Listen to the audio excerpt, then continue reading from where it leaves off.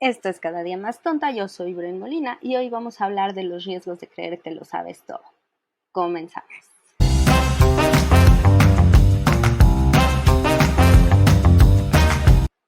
Bueno, antes que nada, muchas gracias por gran debut, por haberle dado play y like a este primer episodio de Cada Día Más Tonta. Muchas gracias. Yo espero que te vuelvas fan, que lo compartas y que me hagas viral y todo el mundo nos escuche. Como te decía en la intro, hoy vamos a hablar de los peligros de creer que lo sabes todo y me pareció un tema interesante porque pues es una manera de presentar no nada más el proyecto, sino a mí. Entonces mato dos pájaros de un tiro. Y es básicamente presentarme a mí porque sí, yo era una sabelo todo. Era súper pesada. Entonces, quiero contarte, antes de avanzar un poco más en este podcast, cómo es que pasé de una persona que creía que lo sabía todo a una tonta con muchas dudas y preguntas sobre lo que pasa en el planeta y en el universo y en la mente de la gente. Entonces, para hacerlo nos vamos a remontar a 2007. Yo estudié periodismo y creo que el problema, voy a entrecomillar, el problema es que desde siempre la gente me dijo que tenía talento para escribir y para esas ondas, reportear y periodismo. Entonces, me la creí y creo que ese fue como mi primer tropezón. Cuando le dices a alguien que tiene talento, tiene de dos sopas, ¿no? Sí reconocer que hay material para trabajarlo, pero eso, trabajarlo y lo pule y lo mejora y lo crece y con los años vuelve esa experiencia, pues sí, algo que puede explotar. O pasa como conmigo, que me dijeron que tenía talento y entonces ya no hice nada. O básicamente me dormí en mis laureles, como dicen las abuelitas. Eh, el punto es que no ayudó tampoco que la tuve muy fácil. Yo antes de salir de la escuela, estudié en la Carlos Septién, por cierto, en la Ciudad de México. Antes de salir de la escuela ya tenía un trabajo y había logrado entrar al taller del periódico Reforma, que es un taller muy complicado, o al menos decían que era muy complicado de entrar. Era un taller de reporteros y es como su semillero. Entonces de ahí te jalan y si les gustas, pues empiezas a trabajar en el periódico. Y terminando el taller, eh, conseguí trabajo. O sea, ni siquiera fui a mi graduación. Mi graduación, ya saben, birretes, toguita, diploma. Yo no fui porque ya estaba metida en esta onda del periodismo. De hecho, mi hermano fue el que recogió mi diploma y las fotos están muy chistosas. El punto es que hasta ahí todo iba perfecto y yo creí que sí, que tenía talento y que era ya un diamante, ¿no? Ya no necesitaba más. ¿Qué pasó? Que cuando llegué al mundo real y me empezaron a corregir y me empezaron a tratar de pulir, porque pues era un diamante en bruto, todavía no era un diamantote, eh, me lo tomé muy mal. Y es ahí donde empezaron todos mis problemas. Y el problema de ser un sabelotodo es que no sabes que eres un sabelotodo, realmente crees que tú tienes la razón. Entonces, imagínense esa escuincla de 22 años discutiendo con los editores que llevaban años en el periódico y que se las sabían de todas y que conocían a la fuente y que conocían a las personas con las que yo estaba hablando, que sabían con quién me estaban mandando a entrevistar y yo llegaba con algún tipo de error, me corregían y mi reacción, por supuesto, súper madura, era llorar en el baño y decir que ellos eran unos idiotas, ¿no? Que ellos eran los que no sabían y no entendían mi estilo de redacción y no entendían mi estilo de reporteo y eran generaciones viejas y entonces ya no estaban como en onda. Entonces, ahora que me escucho yo tampoco ya estoy en onda, pero ese es otro punto. Entonces, De ahí, pues, evidentemente estos problemas con la autoridad no me trajeron nada bueno, no me llevaba bien con mis editores, me cambié de la sección de Nacional, estaba en la sección de Nacional, que cuesta un chingo de trabajo entrar ahí, y me cambié de ahí a espectáculos, que no de mérito, ahí está, no, de mérito la fuente de los espectáculos, al contrario, me dio mucho durante prácticamente toda mi carrera como periodismo, pero yo estaba ya en las ligas mayores cubriendo cosas de seguridad nacional y cubriendo el aeropuerto y ondas de drogas y pues no di el ancho, neta, estaba muy chavilla y entonces me cambiaron a espectáculos y ahí tampoco me fue bien, o sea, ahí fue peor porque entonces yo creía que era mi mero mole porque siempre me han gustado los espectáculos, siempre me ha gustado el teatro y la música y el cine y entonces tampoco me fue bien, tampoco me llevé bien con la autoridad, con mi editora y con los editores, no sé, editores menores, les voy a llamar.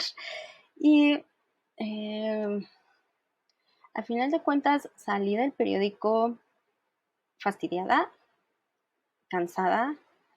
Sí, el ritmo del periódico es muy cansado, no voy a decir que no, es ser reportero de una fuente tan importante, porque los espectáculos venden y la manera en la que lo cubren en ese periódico es muy rigurosa y aparte tienes estas guardias interminables afuera de hoteles para buscar la nota y realmente el ritmo de trabajo es muy pesado. Pero además de la carga que ya tiene de por sí ese trabajo, pues yo le agregaba la carga de mi poca inteligencia emocional. Entonces no reaccionaba bien cuando me mandaban a cubrir un evento a las 9 de la noche, ¿no? Yo quería mi trabajo de 9 a 7 y poder salir y disfrutar y hacer mis cosas porque el periódico me arrancaba la vida y todo ese tipo de cosas. La verdad es que no estaba lista para ese trabajo. Y, y qué triste, porque creo que le pude haber sacado mucho mayor provecho si no hubiera tenido yo esa actitud que no permitía críticas y no permitía eh, retroalimentación. Era muy mala para recibir retroalimentación y por supuesto que cuando sabía que cometía un error, algo dentro de ti, por más que creas que estás bien, creo que, creo que el error se manifiesta como frustración.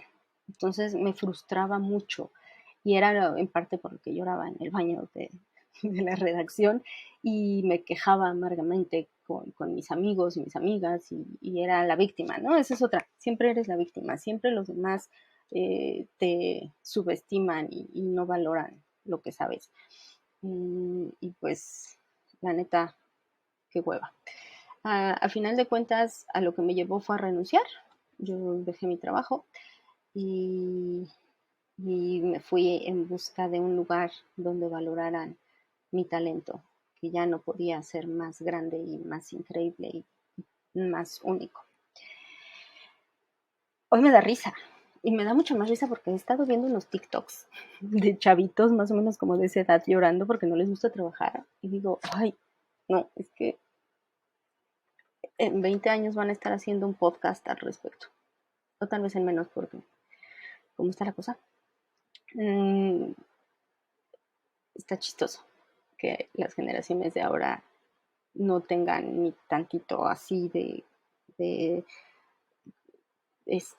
¿cómo se le llama? Se me fue la palabra, de tolerancia a la frustración. Pero bueno, yo tampoco la tenía. Hoy me da risa porque los entiendo. Me veo un poco reflejada y sí creo que la están cagando un poco. Pero en fin, regresando. Eh, justo como parte de este podcast, no es nada más escuchar mi drama, sino también dejarles un poquito de información en el camino, pues me di a la tarea de investigar sobre esta onda de ser un todo, porque la psicología le pone nombre a todos, entonces, a todo, no a todos, a todo y a todos. La psicología le pone nombre a todo. Entonces, descubrí que a esto de ser un sabelotodo, se le llama efecto Dunning-Kruger, que son básicamente los apellidos de los dos psicólogos que no tenían nada mejor que hacer y se metieron a estudiar a esta gente que cree que lo sabe todo. Y una de las cosas que se dieron cuenta es que es básicamente gente que añora la aceptación de otros y busca esta aceptación por medio del exceso de confianza, ¿no? Porque está muy bien visto que seas self-confident y que confíes en ti mismo y que no muestres ni un ápice de duda cuando estás haciendo las cosas, aunque no sepas cómo se hacen. Y ese es el problema, que es gente que sobreestima su conocimiento o habilidad en algo, lo que significa que no importa si saben o no saben, en su cabeza sí saben y ellos siempre están bien. ¿Por qué pasa esto? Tiene una onda también biológica bueno, sí, biológica y psicológica. El término que me encanta es metacognición. Y la metacognición no es más que la capacidad que tenemos de pensar sobre pensar. O sea, ponerte a pensar lo que está creando tu mente.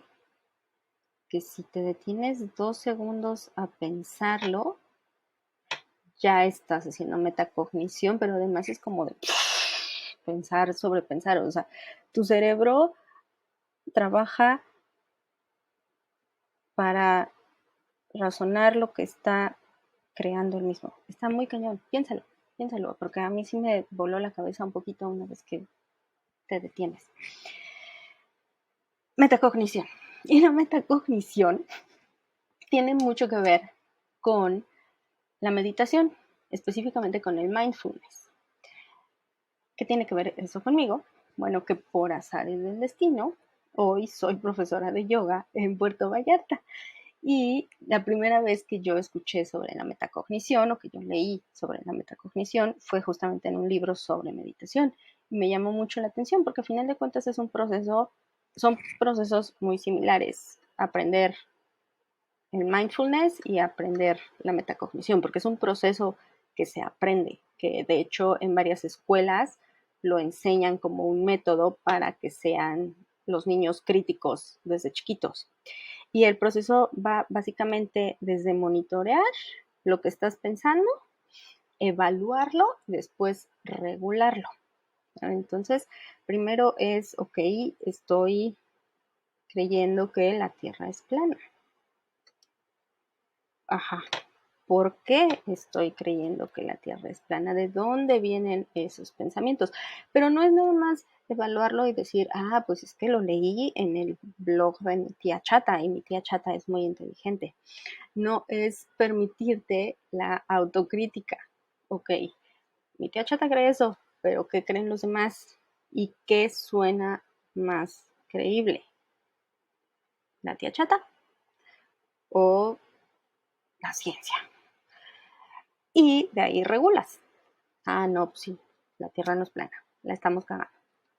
Ese debería de ser el proceso, ¿no? Entonces, eso es la metacognición. Que además de todo, cuando lo escuché me pareció una bonita forma de insultar a la gente sin que se dé cuenta, sobre todo a esta gente, sábelo todo. Le puedes decir cuando, yo aquí dando tips para insultar a la gente. Cuando te encuentres con un sábelo todo, le puedes decir, la metacognición no es lo tuyo, ¿verdad? Y ya, te das la media vuelta y te vas y no supo ni qué le quisiste decir. Está padre, me gusta. Bueno, en fin, regresando un poco a lo mío, a mi historia, ¿cómo es que yo me fui dando cuenta del tipo de persona que era? O sea, de cómo estaba llevando mi vida y hacia dónde la estaba llevando, ¿no? Cuando yo renuncié a Reforma, me fui a vivir unos meses a Estados Unidos con mi hermana, ella vive allá, y cuando regresé, todavía era esa sabelo todo. Y es un algo que me costó mucho trabajo quitarme, pero me acuerdo mucho, era mi cumpleaños 25, 22 de abril, y en la mañana me fui a correr a un parque que estaba cerca de mi casa. Me acuerdo mucho que estaba trepada en un columpio pensando en qué quería para mí a partir de esos 25 años, ¿no? Era como una cifra importante, porque era mi primer cuarto de siglo y ¡buah! Y una de las cosas que me planteé es que estaba decidida a encontrar un lugar en donde valoraran lo que yo sabía hacer y donde valoraran mi talento que ya no era necesario pulir. Y, y empecé ese cumpleaños con un exceso de confianza en mí misma y en que todo me iba a sonreír y en que todo iba a estar increíble y en que iba a brillar, ¿no? Y que iba a ser exitosísima. El Pulitzer y yo. Y 2 horas después mataron a mi hermano. Él tenía 22 años. Eh, para no ponernos muy dramáticos, y unos tipos entraron a mi casa. Eh, Fue una especie de robo a casa, habitación, intento de secuestro fallido. No encontraron nada en la casa, intentaron llevárselo. Se defendió, le dispararon 3 veces y murió en el hospital. A partir de ahí, evidentemente mis prioridades cambiaron, mi perspectiva de la vida cambió, de las cosas que importaban, pero sobre todo fue una cachetada de humildad, ¿no? De lo mucho que tenía, de mi familia era de esas familias disfuncionalmente bonitas y, y de repente todo se fue al carajo y se derrumbó y fue muy, muy difícil superarlo. Y cuando te digo muy difícil, cuando les digo muy difícil es años. Me tomó casi 10 años el poder hablarlo en terapia y sacarlo. Pero en el proceso me acuerdo mucho que me di cuenta que mis prioridades estaban mal, que yo estaba mal, la manera en la que me conducía estaba mal. De nuevo no lo reparé en esa ocasión, o sea, no lo reparé en ese momento. En ese momento, pues, lo que hice fue recoger las piezas de lo que se había roto y a trabajar con eso, ¿no? Y de ahí, por azares del destino, una semana después me llamaron de un trabajo para el que yo había aplicado días antes de su muerte y dije, bueno, pues de quedarme aquí en mi casa a salir a trabajar. Y salí y era un trabajo que de verdad eh, jugó un papel importante en el sentido en el que yo tenía que ser muy humilde. Era como redactora para un programa de radio de deportes, no, de viajes, perdón. Y te pagaban por guión terminado, por guión, sí, ya finalizado, ya para salir al aire. El problema es que las aprobaciones tardaban semanas. O sea, era impresionante, escribías un guión y lo regresabas y te corregían y lo regresabas y por más que te apurabas o empezabas a trabajar otro y entonces estabas trabajando 3 guiones a la vez y ninguno de los 3 era aprobado, entonces era muy frustrante, muy, muy frustrante. Pero en ese momento mi ego estaba dormido y lo único que me importaba era mantenerme ocupada. Entonces recibía cada una de esas retroalimentaciones con humildad y las aceptaba y las realizaba, ¿no? A veces no estaba de acuerdo con las correcciones que me hacían, pero igual lo corregía. Y, y aparte pagaban 500 pesos por guión. Manchen. Al final, después estuve ahí muy poquito tiempo, pero después conseguí un trabajo un poco más real en una página en univision.com. Y, y de ahí me empecé a divertir haciendo mi trabajo. Empecé a tomarlo un poco más como una forma de escapar de todo lo que estaba pasando en mi familia y todo lo que estaba pasando por dentro. Y entonces, de verdad, dejé de tomarme tan en serio el que me corrigieran o el que me dijeran que estaba mal. Y creo que eso me ayudó muchísimo a empezar a quitarme esta onda de creer que, pues, que ya no tenía nada que aprenderle al mundo y que yo lo sabía todo, ¿no? Eh, Eso me ayudó también a tener muy buenos maestros, no nada más dentro de Univisión a nivel profesional, sino también a nivel personal. Y yo creo que fue una etapa bien bonita. Y como anécdota, porque como te digo, esto no fue algo que me quité de la noche a la mañana, ¿no? Ya era mucho más consciente, pero la seguía cagando, ¿no? Y también tuve pleitos con mi papá porque a veces mi papá me corregía en algo y pues creo que sacaba un poco con él toda mi frustración y eran pleitos. Pero eso es otro tema que después sacaremos. Una vez en Univisión, yo estaba, los primeros años fui redactora en el área de música, luego me fui a estudiar al extranjero y cuando regresé al área de redes sociales y llevaba la cuenta principal de Univisión, el @Univisión, síganlos o no, como quieran. Y aparte llevaba el de entretenimiento, llevaba el de telenovelas y estaba ahí como curioso en el asunto. Y una vez estaba, pues mi trabajo era básicamente buscar en el sitio, en el .com, contenido para las redes sociales, ¿no? Y entonces un día había un slideshow, una galería con memes sobre Chabelo, porque digo, si no eres mexicano, Chabelo es un personaje milenario. Se hace mucho el chiste de que el señor que interpreta a este personaje lleva aquí siglos en el planeta Tierra, porque en verdad parece, o sea, todos crecimos viendo Chabelo, todos. Había un slideshow sobre los memes de Chabelo y había uno de estos montajes que hacen, una fotografía vieja con Hitler y su ejército y en el fondo se veía Chabelo. A mí me pareció muy gracioso. Voy a decir que inocentemente me pareció muy gracioso y decidí usarlo. Era un slideshow de 60 fotos, 60. Y yo escogí esa para ponerla en Twitter con link a la galería completa. Me metí en muchos problemas. O sea, me hicieron un artículo en el Huffington Post sobre ese tweet.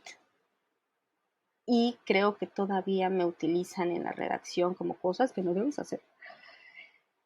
Y pues evidentemente tuve juntas con 1000 personas, o sea, casi me corren, mi jefa rogó porque no me corrieran y después mi jefa me regañó horrible eh, y no dije nada.